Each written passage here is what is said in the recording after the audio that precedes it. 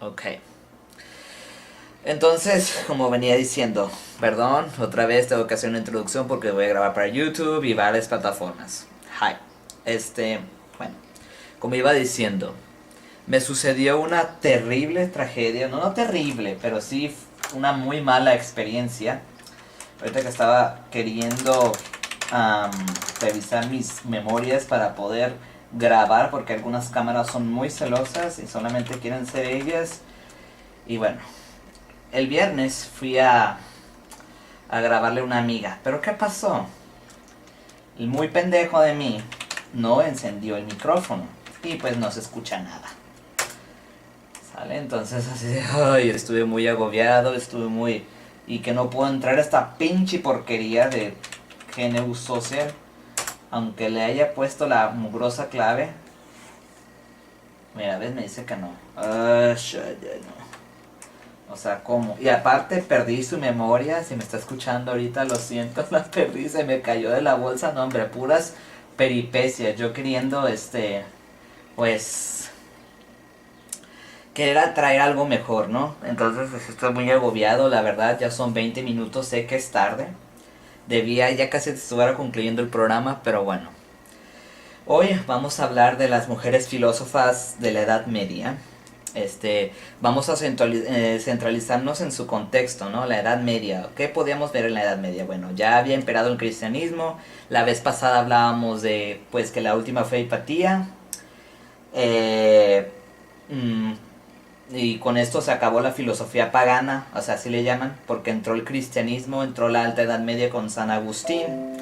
Y después, pues, Tomás de Aquino, que eran muy, ellos los más famosos por ser, pues, teólogos, buscaban justificar la religión por medio de la razón, etcétera.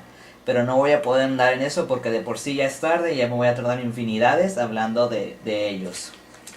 En fin, voy a leer aquí, como siempre, voy a citar y todo eso porque no quiero decir, es que se lo sacó de la manga y bla, bla, bla. ¿Vale? Entonces vamos a empezar con la primera. A mí me dan flojera porque todas dicen básicamente lo mismo. Hay que entender que los hombres buscaban la razón para justificar la religión. En cambio las mujeres decían que eran místicas o metafísicas para poder buscar justificar la razón o justificar la razón y justificar a Dios por medio de la razón. Ok, dice, la estupidez se complace en sí misma, las filósofas cristianas de la Edad Media. Ok, entonces ya aquí viene todo el contexto, ya lo repasamos pues el contexto. Vamos por la primera, que es Hildegard von Bingen. Ella fue una mística alemana que nació en el 1098 y murió en el 1179. Dice, eh, se reconocían en su tiempo mujeres que tenían experiencias místicas como proféticas o más ahondado en la metafísica, pero bueno, dice, la esencia de la experiencia mística es la visión directa de Dios. A menudo va ligada a la visualización de imágenes y se habla de visiones. Estas imágenes poseen un carácter simbólico y deben ser interpretadas. El punto de máxima intensidad de la experiencia mística culmina con el éxtasis mediante el cual la persona se aparta del mundo y tiene la sensación de que Dios la recibe directamente. Y bueno, ella a los 8 años quiso entrar a un monasterio, pero como que no había o no la habían dejado o algo así. Entonces, pues bueno, ella tuvo que ir a otro lugar, pero bueno. Dice, entre sus 14 y 15 años hizo los votos de monja. Hildegard era una mujer muy dotada, aprendía con rapidez, escribía, tocaba varios instrumentos y componía. Esas eran sus habilidades. Y pues sabiendo que pues, en la Edad Media para poder acceder al conocimiento tenías que ir necesariamente a los monasterios, pues, o sea, tenías que pues estar dentro de la religión. No podías decir que no, porque pues te mataban. Ok. Mm. Para Hildegard es decisivo no detenerse en uno mismo, sino contemplar la totalidad del universo. Para ella era importante contemplar la totalidad del universo. Era como más bien metafísica, pero no se separaba como otra vez de la religión. En general, en el periodo de la Edad Media, la subjetividad o la individualidad no contaban ni por asomo un papel tan relevante como en la actualidad. Era mucho más primordial pensar en las personas en general o en la humanidad como un todo, porque eran hijos de Dios, por todas estas cuestiones. Entonces universalizar pues en una sola pues era lo ideal, lo idóneo, ¿vale? Entonces pues bueno. Y creo que ahorita voy a ver si puedo avisar otra vez, no sé. Ok, ya, lo voy a tuitear, ya estamos otra vez aquí. Perdón, es que... bueno, en Twitter no pude entrar, así que ya perdí mucho tiempo en eso, ¿vale? Entonces, en que estábamos en que ella pretendía pues defender la universalidad que se defendía pues en la Edad Media. No obstante, ella no indica una modestia especial, sino que es un aspecto característica de la época en la que vivió y desarrolló su filosofía. El individuo era diminuto en comparación con la totalidad de la creación, es lo que digo, con la totalidad de Dios, ¿vale? De los libros de Hildegard von Bingen escribió, se han conservado 3 grandes obras. Durante 10 años trabajó en su primer tratado titulado Conoce los caminos. Hildegard describe en esta obra 3 visiones que siempre tienen como tema la posición del ser humano respecto al cosmos y a Dios. La mística no trabaja con fórmulas abstractas, sino con imágenes de gran valor informativo. El mundo es una rueda que Dios sostiene. El ser humano está en el medio. Debe decidir entre el bien y el mal, y es responsable de su vida y del curso de la historia. De aquí que su misión más elevada sea restablecer siempre la armonía con el cosmos y Dios. Esa es la visión de ello, ¿ok? En el segundo tratado moral, libro de la vida meritoria, Hildegard trabajó entre 1158 y el 161. En este libro todo gira en torno al obrar correctamente. Hildegard presentó virtudes y vicios de manera personificada, manteniendo discusiones como si estuviesen sobre un escenario en el que acaban venciendo la virtud. Ok, entonces para ella era importante la universalización, el camino con Dios y aparte pues la buena moral. Pero también lo que destacan mucho las filósofas de la Edad Media es que Dios te da libre albedrío y tú como individuo tienes que apelar a ello. ¿Okay? Eso es lo que dice ella más adelante. Dice, Hildegard establece una relación directa del ser humano con el cosmos, con el cual existen correspondencias humanas. En el centro del edificio del mundo está el ser humano, pues es el más importante que todas las demás criaturas que dependen de la estructura que es el mundo. La mística tiene una visión jerárquica del mundo. El ser humano se sitúa en un plano más elevado que animales y plantas, ¿ok? Con esto no estoy diciendo que no, la vida no vale ni nada. Ese es el pensamiento de la Edad Media, ¿ok? Puesto que la longitud y la anchura de la figura humana tienen la misma medida si se extendiesen los brazos y manos de manera simétrica, como también el firmamento es igual de longitud que la anchura. Hildegard describe diferentes relaciones cambiantes entre Dios y el ser humano. El ser humano no se halla frente al mundo, sino que forma parte de él. La filosofía de la Edad Media no pretendía ahondar de forma racional para interpretar el mundo, sino visualizar lo que era captado de la mirada interior.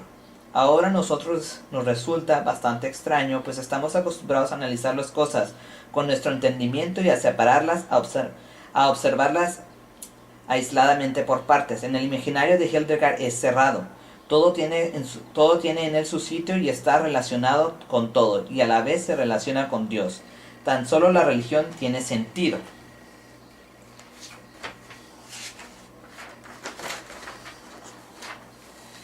Hildegard, las imágenes poseen a menudo significado diferentes según la perspectiva desde la que se observan. No obstante, el todo es un todo redondo, completo. Para la mayoría de los individuos, hoy en día no existen las verdades de fe que se aceptan fácilmente sin ser analizadas. Estamos acostumbrados a decidir individualmente lo que tenemos por verdadero, pero en la Edad Media pues esto no existía. O sea, decidir libremente tú, decir, yo creo en esto, yo creo en aquello, o no, eso implicaba pues sentencia de muerte. Hildegard también se ocupó de otro problema, sin el cual es inconcebible la historia de la filosofía. ¿Cuál es la relación el cuerpo y alma? ¿Tienen que considerarse separados de manera estricta o depende uno del otro? La pensadora consideraba que se necesitaban mutuamente, aunque el alma está en una situación preferentemente su esencia solo se impone gracias a la unión del cuerpo. El alma de vida al cuerpo, de manera que el cuerpo necesita el alma, pero también el alma del cuerpo para poder actuar. Por eso es también importante que prestemos atención al cuerpo y no lo descuidemos. Aquí se oye la voz de la curandera. Hildegard tiene un libro sobre reconocimiento y tratamiento de enfermedades con el título Cause et Cure, que servía para enseñar a los que se preparaban para ser médicos.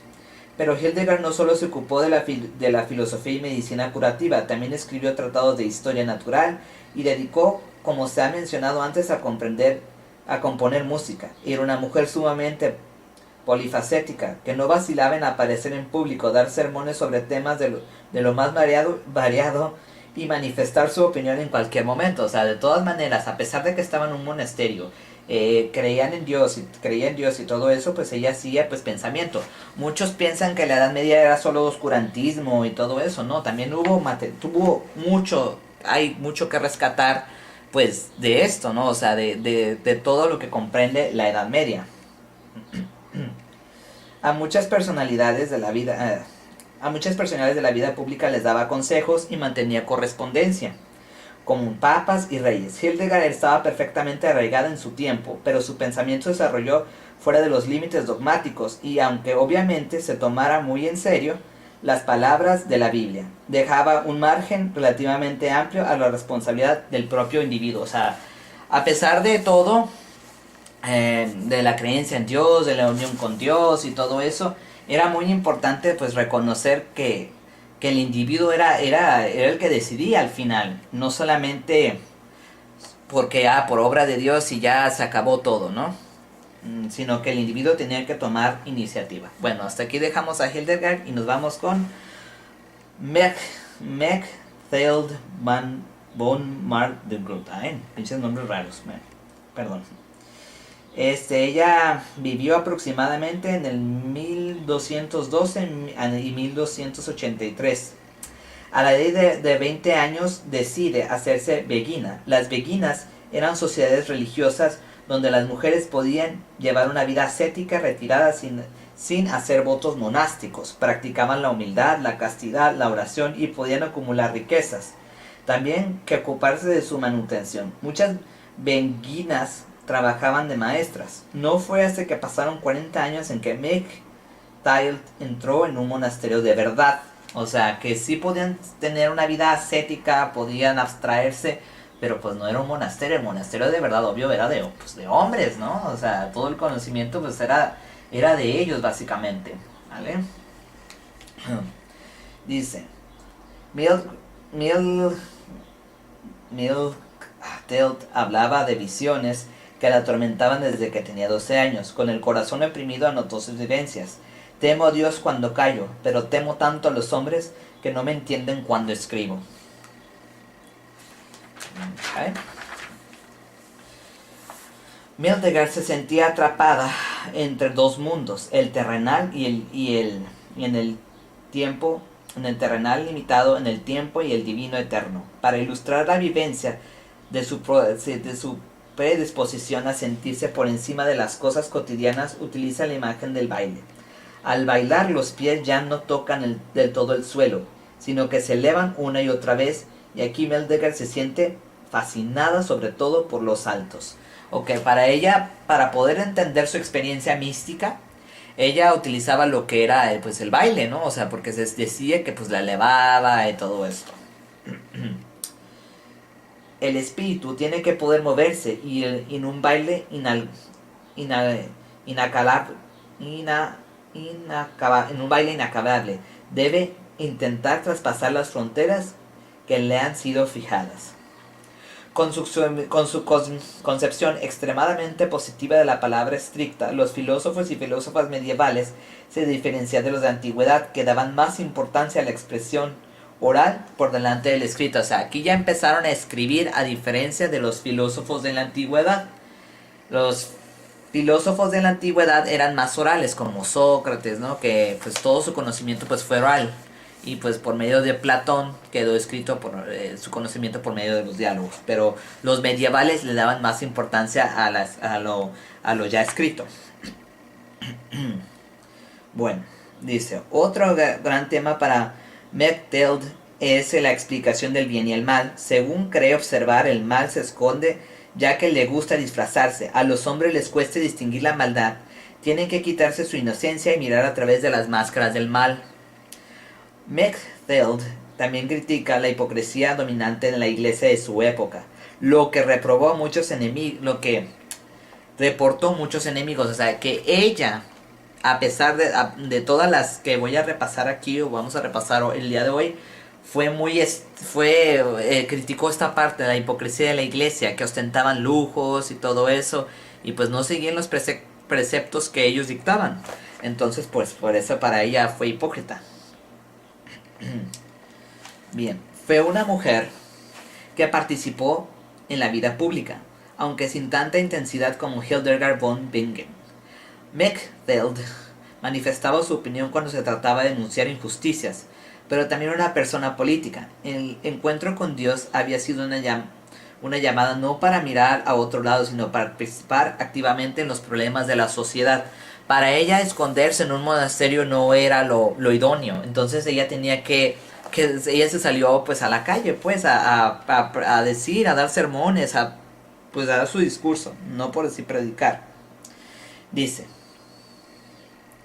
las formas que utilizó Mildegard para expresar sus pensamientos fueron muy diversas: refranes, aforismos, poemas, canciones, plegarias, pequeños tratos teóricos. Y aquí aparece un aspecto que caracteriza a las mujeres filósofas: no se limitan a cultivar una forma de expresión determinada, sino que fueron estilos diferentes.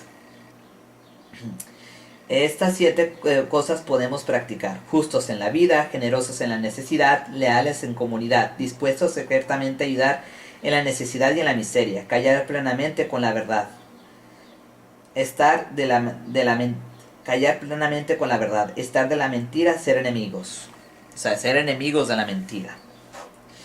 Margaret Power, a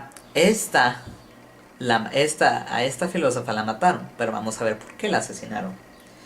Las otras me imagino que se murieron porque ya estaban grandes, o bueno, como en la Edad Media no eran muy aseados, ¿verdad? Pues también pudo ser por eso.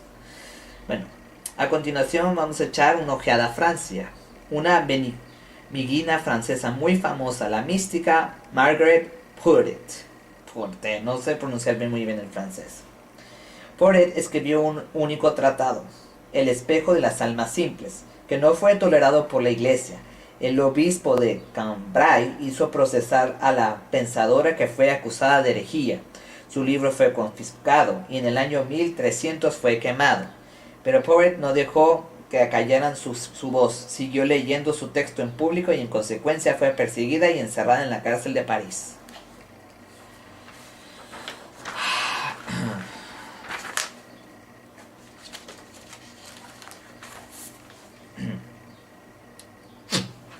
Encerrada en la cárcel de París, no quiso retractarse y en 1310 fue quemada en la hoguera por hereje. Hasta el día de hoy, la Iglesia Católica no ha rectificado esta sentencia. Todos los ejemplares del tratado fueron quemados, confiscados y destruidos. Sin embargo, sobrevivió una copia del original en francés que fue traducida a varios idiomas y tuvo una gran difusión. O sea que ella la acusaron de hereje, pero ahorita vamos a ver por qué la acusaron de hereje. Hay algo que no debías ni tenías que decir en la Edad Media, ¿vale? ¿Y qué es lo que enojó tanto a los superiores de la iglesia hasta el punto en que Margaret tuviera que morir? En su espejo de las almas simples, la mística describe la ascensión del alma hasta la plena libertad. Esta libertad significa también abandonar los preceptos de la iglesia. Negar a la iglesia en la Edad Media era sentencia de muerte automática. Portarte como un hereje era lo peor. Entonces, pues, por eso la mataron. Decir que, pues, ella proponía, pues, que el alma podía, sin intervención de nadie, liberarse a sí misma. Esta libertad significa también abandonar los preceptos y las normas religiosas. De ahí, fuerza explosiva del texto, ya que los filósofos y filósofas de la Edad Media se esperaba que se movieran dentro de los parámetros que la Iglesia Católica defendía como doctrina verdadera. Sin embargo, la finalidad de la filosofía de libertad de Poré era sobre todo vivir en amor divino de una manera directa desde la conciencia sin intermediarios. O sea, sin que los abogados de la iglesia estuvieran para intervenir. Oh, hermano pecador, oh, hermana pecadora, ¿vale? Entonces, pues eso era importante, que no hubiera intervención. Y finalmente, esta conciencia aparece como un rayo sin la intervención de la voluntad ni del entendimiento. Califica ese estado de conciencia como paraíso en la tierra. Ok. Entonces, pues para ella era importante emanciparse sin la intervención de la iglesia, lo cual pues le costó la vida, evidentemente. Ahora vamos con la última, me parece. Sí, ya es la última, que es la más larga. Catalina de Siena. Ella, al contrario de las otras, no se encerró en un monasterio. Ella tuvo que escribir para poder vivir. O sea que ella quedó viuda, tuvo 3 hijos y los tenía que mantener. Y pues ella se dedicó a escribir para poder sobrevivir. De hecho tenía un rey que la protegía, pero pues él murió también. Bueno, se dice: hasta que una visión recibió de encargo de pasar de la soledad a la vida pública para participar en la sociedad. Se dedicó sobre todo a los enfermos. Pronto formó a su alrededor un círculo de monjas y monjes laicos que la ayudaban.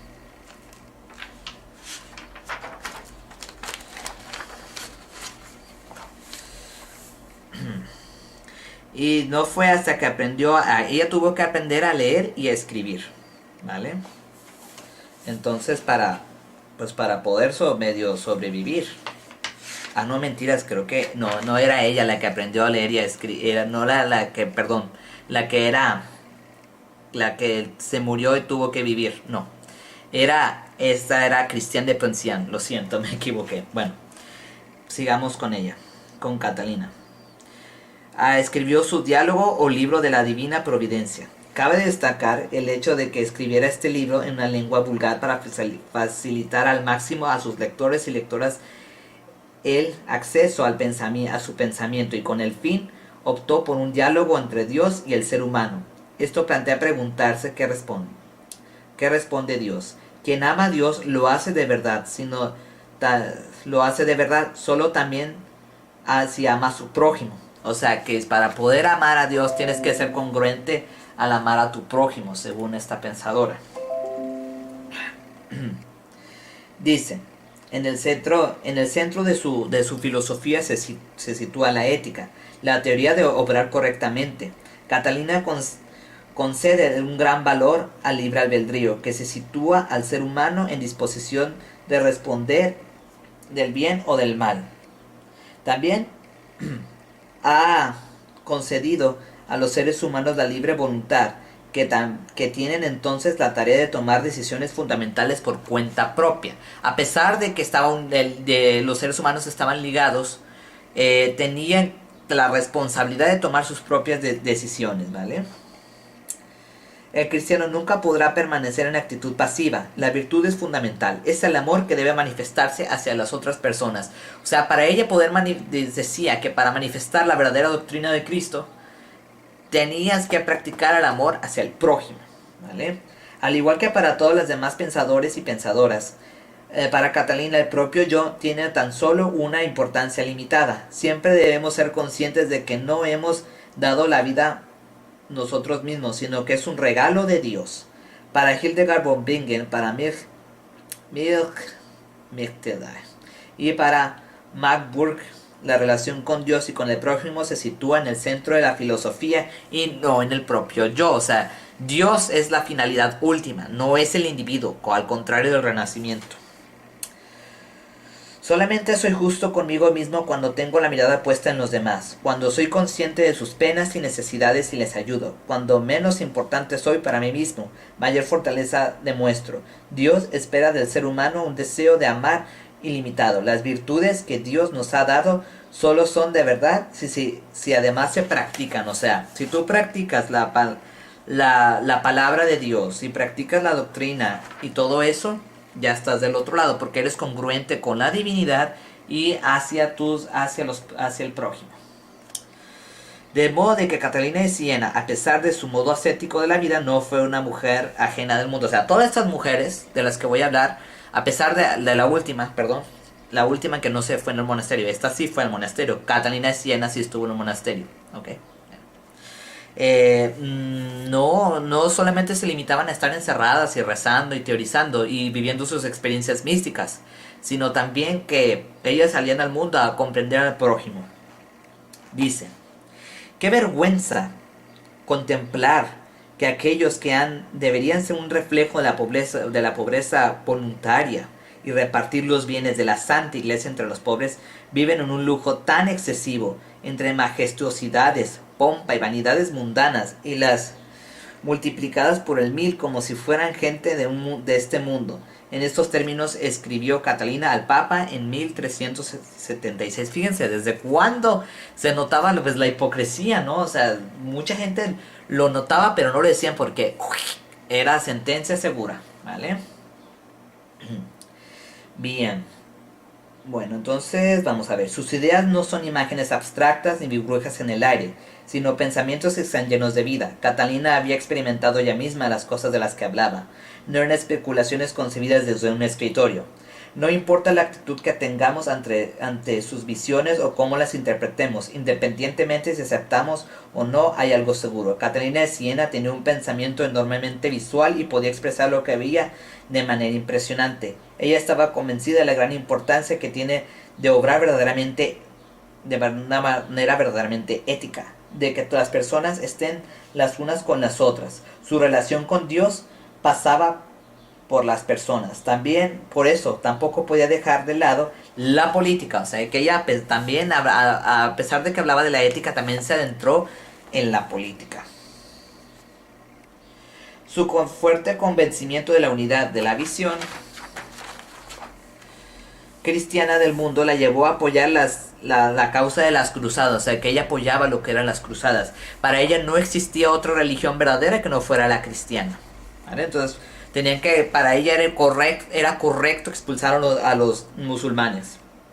Dice: no hace falta simplemente, estaba convencida de la guerra contra los infieles. Era legítima en cualquier caso. En su opinión, la Tierra Santa pertenecía a los cristianos y no a los perros infieles, como ella expresaba.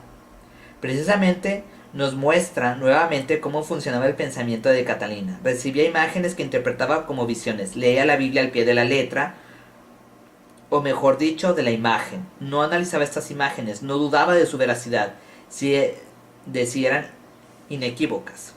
Solo conocía una perspectiva, una mirada al mundo. Nunca observaba una cosa desde ángulos distintos.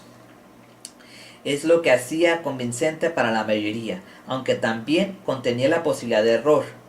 Catalina extraía su riqueza de ideas la contemplación directa. Desarrolló su filosofía lejos de sopesar pros y contras de su asunto. Lo que pensaba lo pensaba en forma absoluta. Para ella no había justos medios ni nada. Es o no era. ¿Vale? Y ahora sí, pasemos a la última pensadora de la Edad Media, que es Christine de Pisan. Ella tuvo que sobrevivir escribiendo. Se quedó viuda, tenía 3 hijos y pues tenía que mantenerlos. Y pues también contaba con la ayuda del rey, pero pues se murió también y pues ya. Y pues bueno, siempre se ha visto mal que haya madres solteras. Entonces pues la gente en esa época se burlaba de ella y así. Pero ella no dejó de escribir nada más por eso.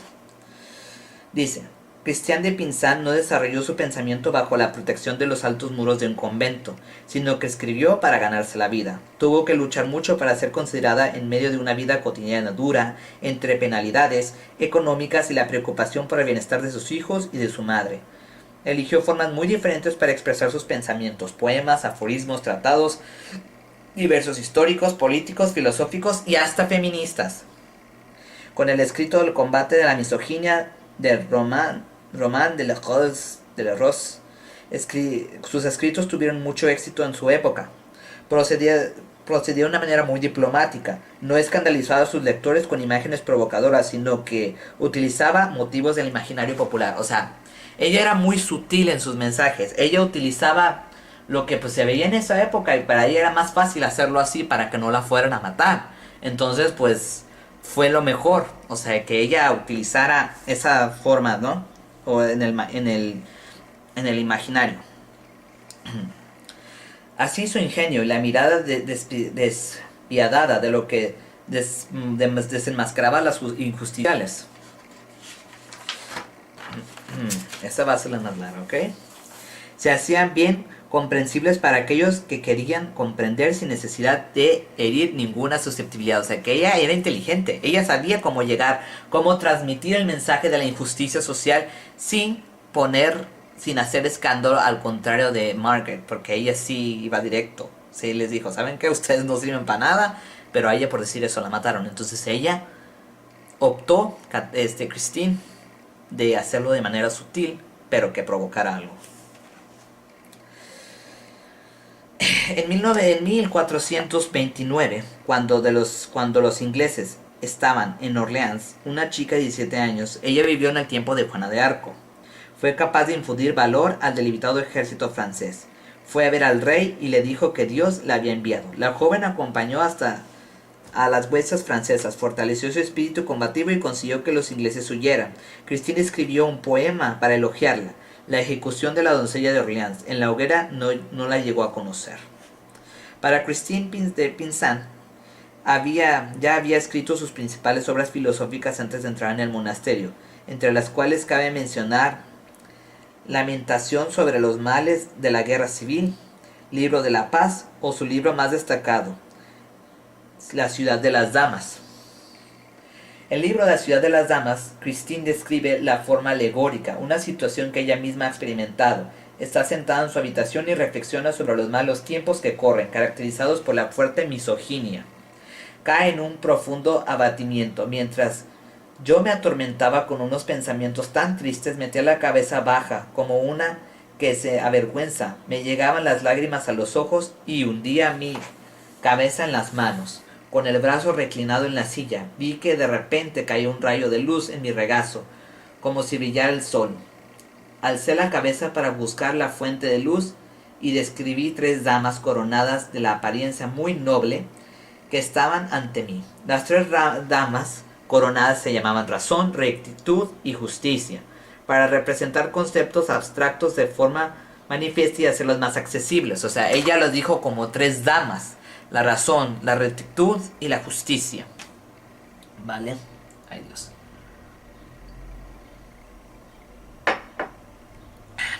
Perdón. Dice, las 3 damas querían ayudar a Christine de Pizan a edificar su pensamiento sobre sí misma, de manera independiente. Juntas se emprenden la difícil tarea de construir una ciudad en la que dominen las 3 virtudes. Primero habla de la dama de la razón. De común acuerdo, hemos decidido las 3, hablaré de ser la encargada de comenzar y abastecerte de mortero auténtico y duradero, para que pongas una base sólida, después de levantar fuertes muros a su alrededor, altos, anchos, equipados con fuertes torres y castillos de defensa, con fosos, bastiones de verdad, con todo lo que corresponde a una ciudad fuerte y permanentemente fortificada. La dama de la razón es responsable de la base sobre la cual debe sentarse la ciudad. O sea, para ella, para describir la razón, dice, la razón es la base de todo, para poder que tu ciudad, tu castillo, tu argumento, ahora sí, tenga fortaleza, tenga solidez. Ok. La segunda dama es la rectitud.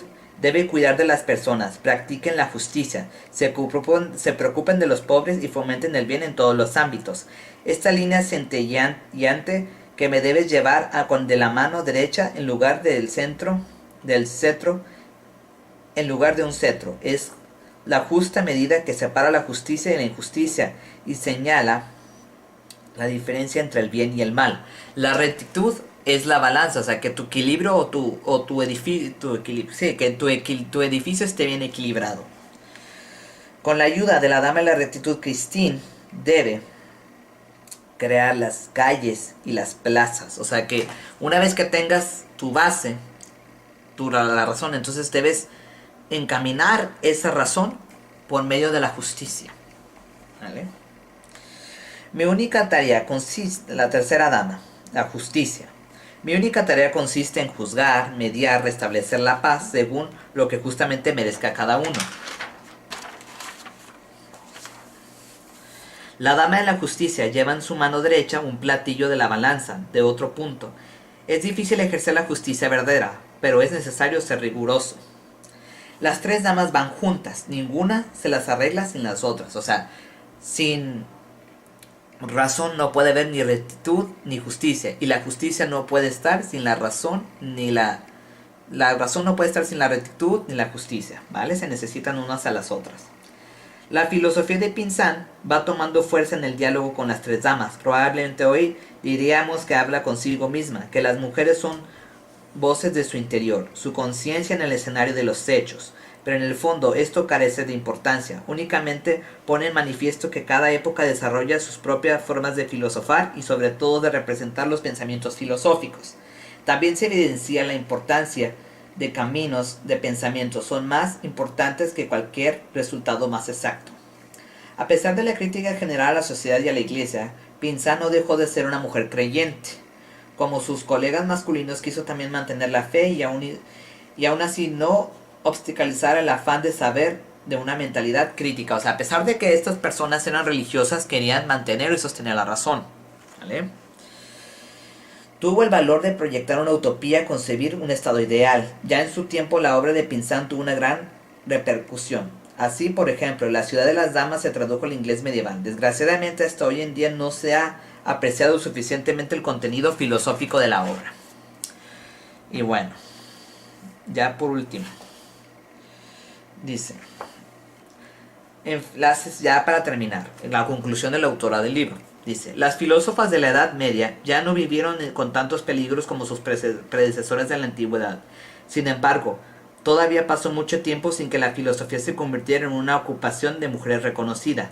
Lo que tenían más fácil era lo que estaban bajo la protección de un convento. Sobre todo tenían la tranquilidad que se requiere para reflexionar intensamente.